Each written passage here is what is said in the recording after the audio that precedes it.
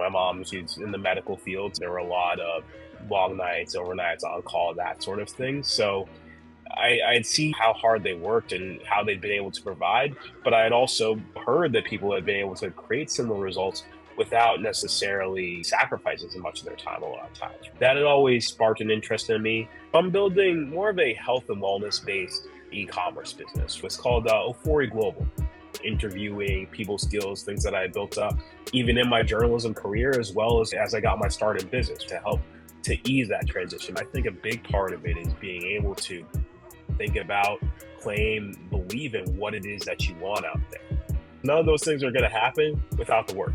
If you know what it is that you're shooting for, striving for, and maybe even at a deeper level, what your purpose is amongst those goals, what's going to keep you pushing through regardless of what's happening. What is your purpose? What is it that keeps you on track? I think for me,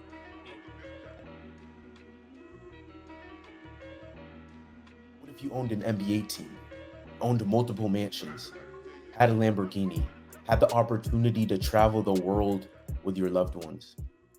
These are some of the aspirations of Alex Ofori, this week's guest on Pinnacle Code, where we spotlight high achievers in the culture and decode how they got to where they are today. But it's really not about that for Alex. He has a larger purpose that inspires him. Part of what drew him out of journalism, where he had a successful career ahead of him and into the world of business and entrepreneurship. We discussed that transition in this conversation. And for context for you all, Alex and I go back several years. We were classmates in the Sports Journalism Institute's class of 2017, a program that you guys have heard me talk about a number of times, a program dedicated to helping women and minorities get into newsrooms.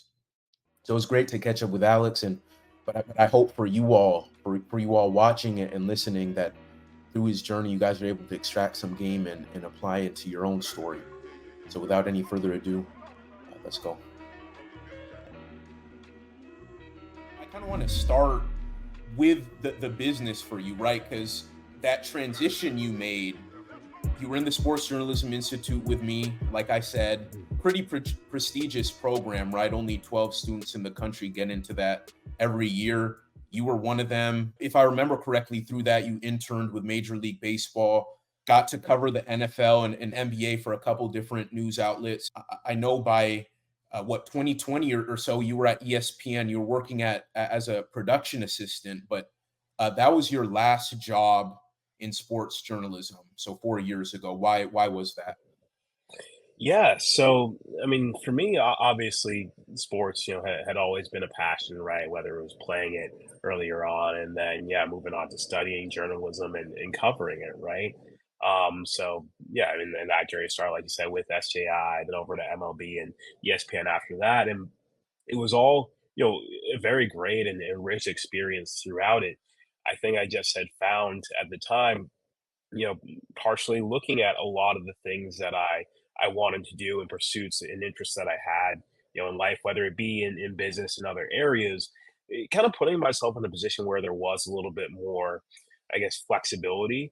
And I Mm. think also even more so, the passion, all that for sports is still there, but I really wanted to set myself up to a point where I can, pursue, do whatever within the sports space, maybe a little bit later on, but without having to worry about tying my passions directly to my livelihood a lot of the times, if that makes sense, right? So being able to Yeah. have both more, time and financial flexibility to, find out, one, what those bigger interests are and really go after them without having to worry about, having the bills or anything like that paid. So that's kind of what sparked that. And yeah, could definitely talk a little bit more about kind of how I made that move, anything like that. Yeah, that's exactly where I wanted to go, Alex. Like how you start to go that way, right? Because I think first of all, and even though you were fairly young in your career when you did make that pivot to business, entrepreneurship, that sort of thing, I think there is a fear that can come with that, right? Like you spent all your schooling, your first few years out of college on a certain track, and then all of a sudden you go the other way, pursue a completely different field avenue for yourself.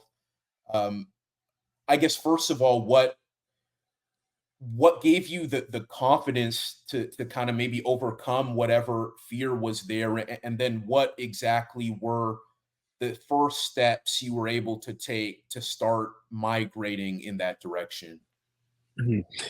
Yeah, I think it's a great question, by the way, but I think a lot of it was, I think aided by connections, whether that be from networking, mentors, and anything in those lines, right? Because part of it for me, I had always known that I wanted to do different things, within the business, entrepreneurial space, everything there, but also kind of factoring a lot of the, risks and everything that comes with it, right? As far as just finding something that I could do, but not have to, quit my job or, invest my life savings or raise money or anything like that, right? So for me, it really happened a little bit after I got out of college. Probably, I mean, maybe a month or so after SJI. An acquaintance now a good friend of mine, contacted me on LinkedIn about a business opportunity that he was working on with his now my mentors. More kind of based in the e-commerce space. Into health and wellness,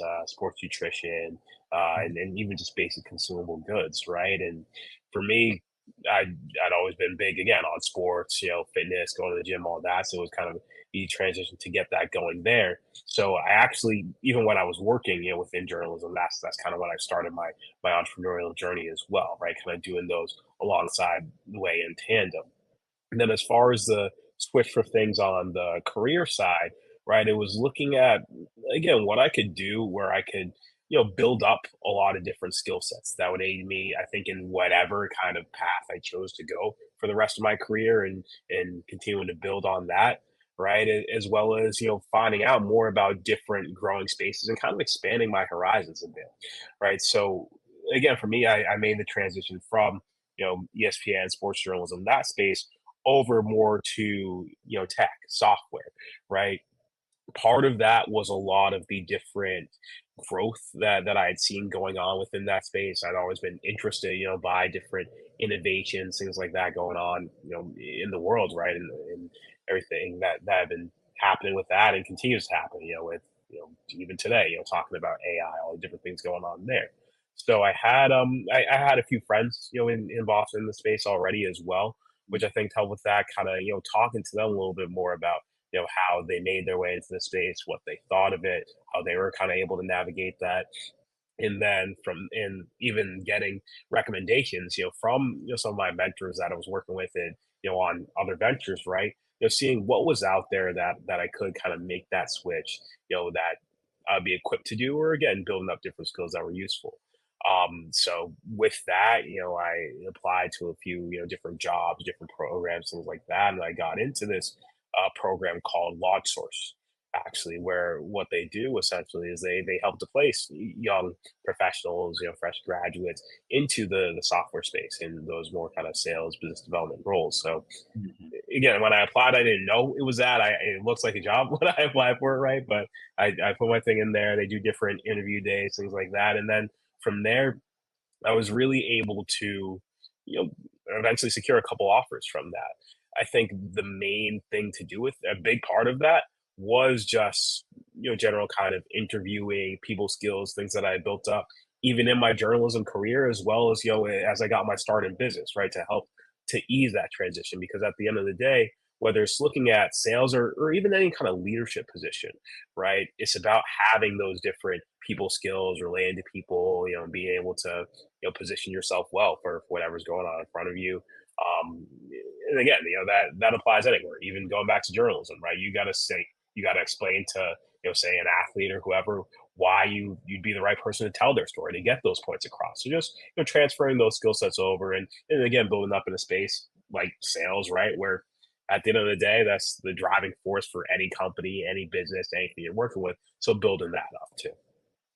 You mentioned even while you were starting your career in journalism, you were kind of planning, right? Like the whole entrepreneurial thing. So it wasn't like as maybe all of a sudden as it was to people like me on the outside, right? But I'm curious, where does maybe that entrepreneurial bug come from?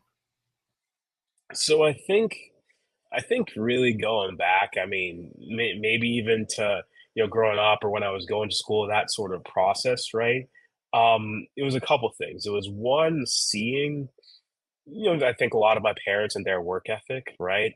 Where, my mom, she's in the medical field, so there were a lot of, long nights, overnights on call, that sort of thing. So I'd seen, how hard they worked and how they'd been able to provide, but I had also, heard that people had been able to create similar results without necessarily, sacrificing so much of their time a lot of times, right? So that had always, kind of sparked an interest in me. Another part of it was, you know, I'm sure with African parents, that kind of thing, right? When I told my dad, I was, going for journalism, that kind of thing, he's like, "Oh, you'll never be able to, kind of provide like we have that sort of thing, right?" So I was like, at that point, just it planted a seed in my mind, like, all right, I'll find a way to do it. If someone says I can't do something, then I'll go ahead and find a way to do it, right? So that's kind of what sparked that in me, and how that I'd say continued to grow was, again, just keeping my ears open, eyes peeled for different things out there.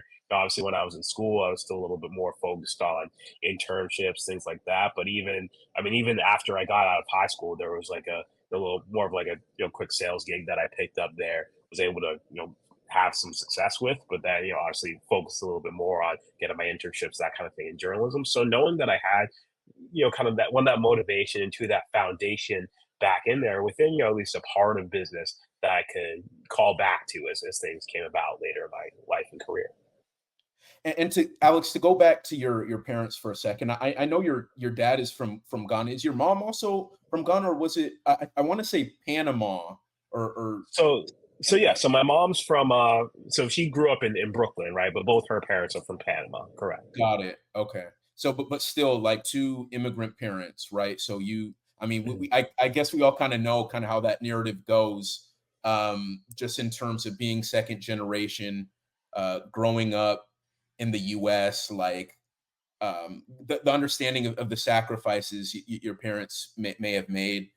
Um, I'm curious, like just with entrepreneurial pursuits, being an entrepreneur, like there's so much uncertainty in that, and with immigrant parents, they want to make sure that their kids have security in their Right, job, right? Like the complete for sure. opposite of what comes with entrepreneurship. So I'm wondering how maybe you embraced just the fact that it was maybe the opposite of what your parents may have wanted, and I guess maybe how they Mhm. responded to your desire to want to get into that.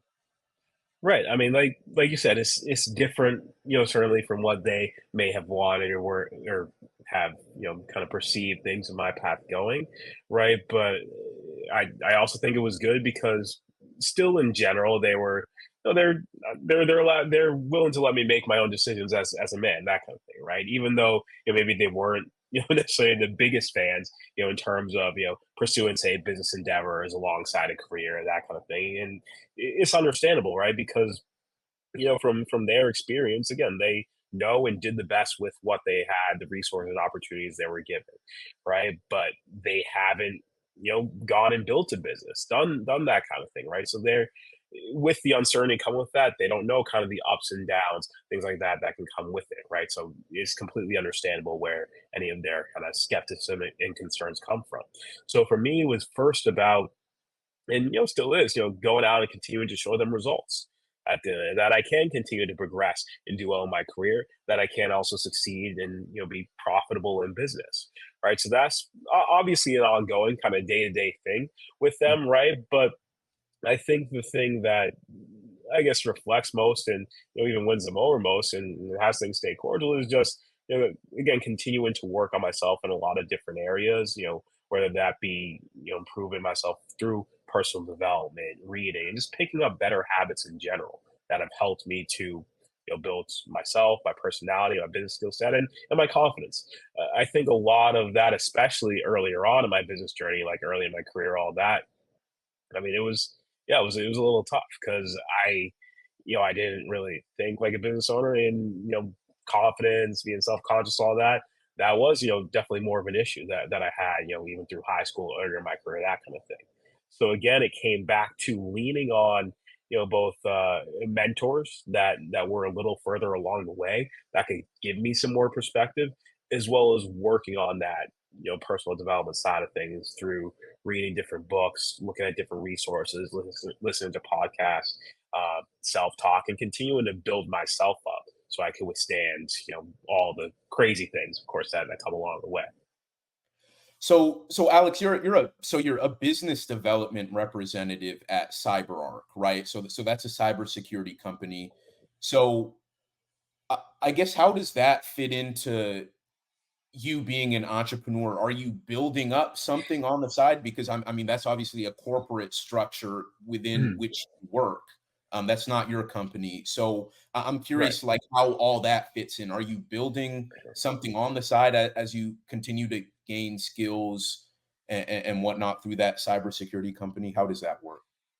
Yeah, exactly. I think it goes hand in hand, right? Because again, all personal development, those aspects that I work on for business, I think it helps me in my career as well. And vice versa, because as a business development rep, it is at the end of the day dealing with people, like you are in any business, right? So it's getting better and better at that, dealing with whether it be rejection on the phone, different things like that. But I think it gives me perspective too, because even as I go through ups and downs, all that of my day to day job, it's also knowing that that process is what any business is going to go through. Mhm. Whether it be getting rejections, whether it be maybe losing a deal, or not again getting the right people involved, right? That happens across any business. So being able to see it within, I guess, the security one of a corporate structure, and having again seeing the trajectory and structure that a business has in those later stages definitely helps me as I continue to build up different businesses and ventures on the side, right? And again, it applies directly because you know, again, for business, I gotta sell, different products, services, all that. So I'm like, hey, if I can sell, cybersecurity, software, this complex thing, then I can sell, protein or vitamins or whatever else I'm working with on the other side of things too. So what exactly is your business on the side? You mentioned supplements, vitamins. Mm. What exactly is the business you're building up as you work at that cybersecurity company? Yeah, yeah. So I'm building more of a health and wellness based e-commerce business, right? So really the spaces I look at, there's like I said, health and wellness. So that can be anything from different vitamins, dietary supplements to, maybe a meal replacement or weight management Mhm. program, right? To, maybe a wellness program. Maybe someone wants to do a gut cleanse or, fiber, probiotics, filling in those gaps. And even branching to, it could be sports nutrition. So maybe some protein, pre-workout, BCAAs, right? And kind of partner with different companies in these spaces, helping them to market, sell their products. So more on a partnership basis, because obviously I don't maybe have the time or resource to manufacture all these products or whatever in my basement. So partner with a couple already established brands and helping them to get their product out there, and then paying me for some of the performance and building a lot of those foundations. Got it. So what's the name of your business? Does it have a specific name? Like if people want to tap in, like I want to Mhm. funnel my audience to you Yeah, to yeah. yeah. So what's Yeah, the I name? could. I can send you a link too. It's called Ofori Global, but it's a Oh, little play on the name O4E is okay. how it breaks down there. But yeah. Okay. That's what's up. So yeah, I'll be sure to have to make sure my audience can find a way to tap in with you through Ofori Global. I want to go back to your upbringing for a second and I think as we kind of talked a little bit, but before we started recording, there is just the way that black people, maybe more specifically black men, boys are portrayed. It seems like our the way that it's portrayed in mainstream media is like the only ways we achieve the highest levels of success are as athletes or entertainers. And so I'm curious, like with that said, who are maybe the non-parental uh, figures that you were able to look up to, growing up that looked like you, that were black like you, um, outside of those realms? Did you have any? So It honestly wasn't as many early on, right? Because like you said, kind of the examples that were presented a lot of times, right? I mean, because even for me, I mean, going through high school, all that, I was huge into basketball. Freshman year, I was like, oh yeah, I want to play in the NBA, all that great stuff, right? But the thing with that is, like 5'8", a little vertically challenged, right? So, we figured out that wasn't in the cards. Kind of looking at other ways to do things, but even looking, I think even looking within the sports space is seeing how some of these athletes post their careers have been able to create success, Mhm. right? By building upon those relationships, whether it be, Michael Jordan or Magic Johnson, what they've been able to do in, acquiring teams, building different businesses, anything there. And again, outside of that, it can be looking at different leaders as well, whether it be, an MLK or a Nelson Mandela, right? Just seeing the qualities that these people have, how they've been able to create, a huge impact on humanity, on society, right? As far as the vehicles, even with them, it's gonna vary, but it's seeing what you can kind of take from that leadership, because I think something that applies in whatever field you're looking at, looking to grow in, is those leadership abilities. Because what again, regardless of the career space, once you move above even that level as an individual contributor, everything's going to come back to and fall on leadership. And the strongest organizations, a lot of the ones we see out there today, doing, having the most success, doing billions of dollars of business, a great part of that is a lot of the leadership that you see at the top, right? So finding the right examples to follow for a lot of that. For sure. Yeah, I think there definitely needs to be more of a spotlight on those athletes, as I mentioned, that you mentioned, the Magics, MJs, LeBron, who's still a player, who's building a business empire on the side. He's a Right. billionaire, and I think we need to have a bigger spotlight on particularly those like black figures who are able to do that, because we don't see that growing up. That's not fed to us. And Yeah. one Even more now, like thing. Robert Smith is another one, as far as the Exactly. investment space, right? Things like that. Which again, I wouldn't know if I didn't start to look a little more into finance in that space as well. Exactly. Yeah, a lot of people. I think people are maybe becoming more familiar with Robert Smith, but he's the richest Black American in history, and he's Mhm. living today, and then even just looking like across the world too. Like there's a guy in Nigeria. I don't know if I'm forgive me if I'm pronouncing his name wrong, but Dan. I know it's Dan Gode, Yeah, a leader. Dangote, I believe. Yeah. Yeah, Dan Wote. Yeah, he's the richest black person in the world, but a lot of people here have no idea who he is. But he's a black person who's kind of reached this all the success, and he's done it out like in oil, right? Or Right. so I think that's a really cool thing. One more thing on this topic of just kind of exposure, particularly for like our black youth. I'm wondering what you think would have helped you, like if you were coming up right Mhm. now, like what would have helped you be more exposed to what you're exposed to now, talking about the Dangotes and the Robert Mhm. F. Smiths and all that. Like what do you think would have helped you as a black youth become more funneled into kind of like the wide variety of success that people look like us have achieved? Yeah, I mean, I think a part of it is, some of the environments and rooms you put yourself in. Like, I think, yeah, part of it can be a bit of from things from a representation standpoint. Like, again, me, growing up, suburbs of Boston. I mean, there weren't too many kids in my classes that looked like me, right? So I don't know if they'd be teaching as much of those kind of people, but if there was a way to kind of integrate that a little more into our school system, into how maybe we're teaching, history or current events, or maybe that's something that comes from, from our side, as we go on, from a parenting standpoint, or from the news, getting more coverage on these kind of topics, right? But just generally having that exposure, I think, is important. Eh, Something that I even sought out, taking African history classes in high school, different things like that, right? But I think any way we could have it become more of a regular part of the discourse, whether it be in school or, I mean, now, I mean, anything's out there with the internet, right? But it's just getting the right information to the right people.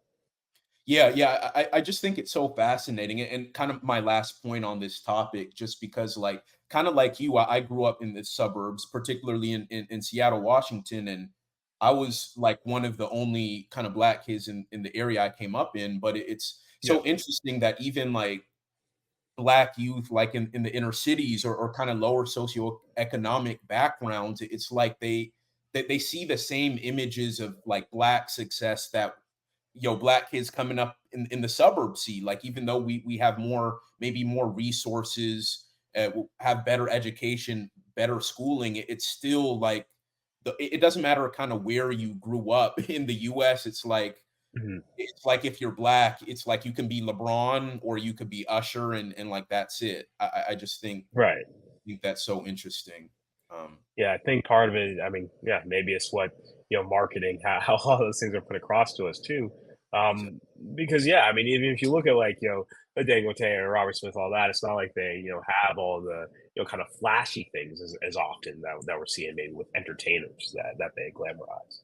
exactly. Yeah, I think one thing I talked about with my last guest, Justin Schaefer, who's doing really big things as a black personality in the STEM space. Like, he's globally recognized at this point. He talked Mhm. about the need to make areas like STEM like cool, right? Like adding an element Yeah. of swag to it, because unfortunately, it seems like that's the only way black youth, other underrepresented groups, are going to see different avenues other than athletics and entertainment. Like, they need to see that being a scientist is cool, and Right. stuff like that. So that's I think that's part of the challenge as well.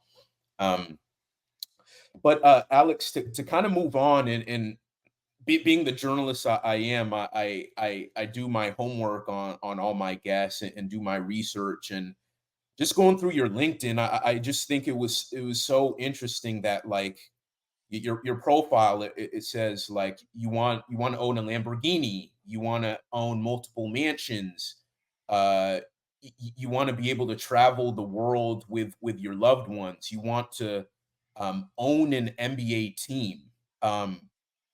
With that said, I'm curious, what maybe not only gave you the audacity to have goals of that size, but also to put that out there like so publicly.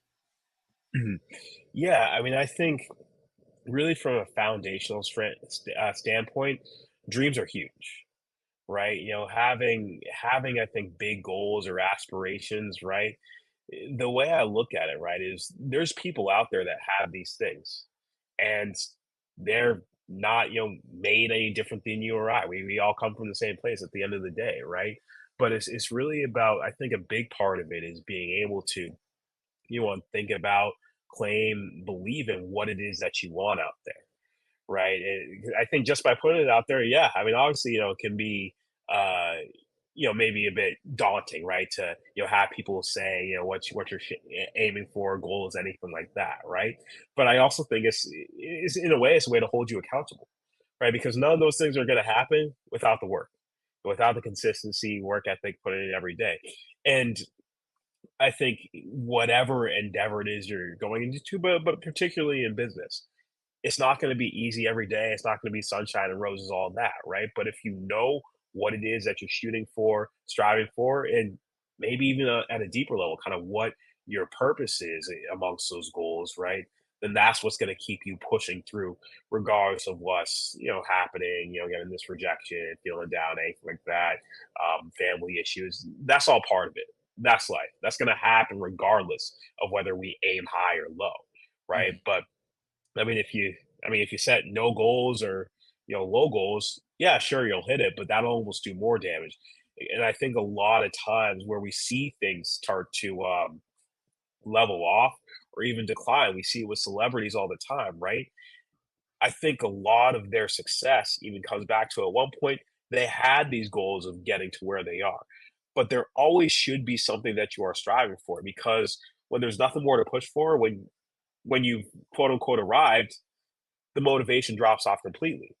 And that's, I think, where we see that kind of decline because people are kind of chasing that same happiness energy because I think a lot of times happiness, passion, all that comes in the pursuit of a goal. So there should always be something that you're shooting for, striving for, dreaming about that's going to keep you progressing and moving forward. That's my belief at least. Yeah, no, I believe the same thing as well, Alex, and I think that's really like the difference between like the word like motivation versus like the word like maybe an inspiration or empowerment, right? Because motivation can come and goes, but Right. the motivation comes and goes, but like when you're Yeah. It's temporary. empowered, yeah, it's temporary, but empowerment, inspiration can be permanent. Uh, so with that said, Alex, what is your purpose? What keeps you focused even when the days are tough, when you kind of come into challenges? What is it that keeps you on track on a day-to-day basis? Yeah, I mean, I think as far as purpose, right? I mean, yeah, beyond all the cars, houses, all that stuff, right? I mean, that stuff is great, but that's not really what it's about, right? I think for me, is being able, like you said, to to empower or at least have that positive impact on people. I think that's the real measure of someone's success in life is really how many people are better off, because they lived, right? So that's something for me I seek out where on a daily basis. I mean, hey, how can I, even just make someone's day better? How can I improve someone's perspective, right? And again, I have bad days, rough days, tough days, all that stuff too. But part of it is staying true to that, as well as I've always been someone that's very, I guess, disciplined and consistent. Where a lot of times I've built habits by, maybe even at the beginning, let's say reading every day, it can feel like a chore. But eventually, as you start to build up and work these things into your daily life, again, it becomes a habit. It becomes something that you're used to. It becomes something that you can, find joy in, right? So really the way that I look at anything I'm doing as far as my work ethic, anything like that is it's not always going to work out. The results always won't always come immediately. But if you stick with it day after day after day, it's a matter of when, not if, that you're gonna win, that you're gonna accomplish whatever you're going for. So that's something that I always keep in mind, right? And continue to work towards that, and knowing at the end of the day, hey, I at least put my best foot forward. I'll leave the rest up to God. Ultimately, Who taught you to look at it to have that frame of mind? I think I think it came from a number of places, right? I think it came from one probably seeing my parents how hard they worked, how true they've stayed to their principles over time, as well as some of my mentors in business, who again seeing greater levels of success, talking about the same principles even as my parents. So I'm like, hey, something here, is working for all these people, right? So if I do that same thing, continue to follow through, then I'll find myself in that same destination. Alex, you describe yourself as a social entrepreneur. I guess can you kind of break down what that means for people who may not understand how that differs from just being a regular entrepreneur and how that fits maybe in a 40 global?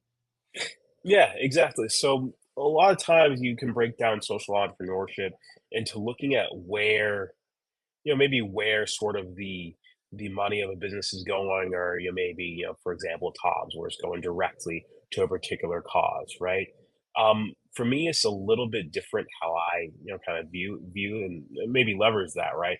I look at just being able to create a bigger impact on people and socially where, yeah, for my business, a lot of the money goes back into, yeah, a lot of times goes back into the products, making better things out there for people, but also just being able to, continue to empower, inspire different people along the way. Again, like I said before, being able to leave people's lives better off by, building relationships, filling in gaps, right? Because again, even if someone's not, working with me directly as a customer or a business partner, right? It's hey, I mean, how can I at least, light up their day a little bit? How can I, put them in a situation where they at least leave, knowing that knowing that someone truly does care about them, their success, and that'll always be there as a resource for someone, right? So I'd say the social aspect of it is, one being able to give to and empower people, as Mhm. well as again, just continuing to meet more people, network and keep growing the impact one way or another. Alex, in your journey of business and entrepreneurship, what would you say what was your most or to this point, what has been your most challenging or adverse situation, and what did it take to get past that? Yeah, so I'd say maybe my most, challenging or adverse situation, actually one of my main coaches in business actually ended up you know, kind of leaving, not not being there as much as support, kind of going a different direction, right? Which ultimately is completely fine. Obviously, everyone has their own aspirations and goals, and I built kind of strong relationships there, and still to this day have a good one. But for a little while, it was a time of thinking oh, why did this happen, or if he didn't get where he wanted to, how can I, that sort of thing. And I think a lot of working through that was just keeping up with the I think the habits that I'd been able to raise my level to that point, as far as again talking to talking to my mentors, talking to other people, listening to different sources of motivation, positive self-talk, continuing to read and building things up there, and getting to a point where, hey, at the end of the day, I'm in business for myself. I'm here to make it work. Regardless of what happens around me, if I stay committed to that, then the results are going to follow. So again, it was a lot of mental work, getting over things like that, because I mean, it happens. In any business, in any endeavor, no one's always going to be there forever. But if you're if you're willing to stick it out, if you're committed to whatever you're working on, then you can overcome any different obstacles like that. Or again, I mean, rejection is nothing. That's stuff that happens every day. But yeah, building that strong mental and spirit, I think spiritual foundation too, is what's helped carry me through. Alex, where can people go to learn more about you, and I guess to maybe tap into Ofori Global, if so they choose? Yeah, for sure. So they can go, to even to my Instagram page. Actually, I've my both my personal and business. They both have all my links, all that in there. But that would be the great O4E on Instagram, or O4E Global on Instagram as well. O4E Global, right? Some great places to tap into, and yeah, and I believe it's, I have to double check the link, but oforiglobal.com. I have to check it's my name spelled out, or the upper letters there. But yeah. Got it. Awesome, man. Well, last question for you. I ask this to my guests at the end of every episode. It's kind of broad, so bear with me. But Mhm. what is, Alex? What is one thing you believe people can do more of to get a step closer to reaching their pinnacle or maximizing their personal potential? So I think there's a couple of things. I think one is just doing the little things, doing a little bit every day, right? Whether that be hey, if it's working on your personal development, get building some kind of habit around it, I think is huge. I think maybe the most important thing is keeping your goals in front of you, right? Whether it's as your lock screen on your phone, or writing down, journaling in the morning, but it's goal setting and staying and sticking to that. Because again, with the goal, plans may change. Maybe something didn't go as well. Maybe you have plan A, B, C for it. But if you keep that in front of you each and every single day, your mind has a way of continuing to work on the solutions to get you to that desired destination. Love it. Alex, thank you so much for your time, and all you listening across platforms, whether it be YouTube, Spotify, Apple Podcasts. Love and appreciate you guys as always. Thanks for tapping in. Be sure to subscribe, share with your friends, family, whoever listens to you in your orbit. Appreciate the support as always, and you guys know the deal. I'm back at it with Pinnacle Code every Wednesday, 5 p.m. Central Time. Until next time, I'll see you guys soon. Peace out.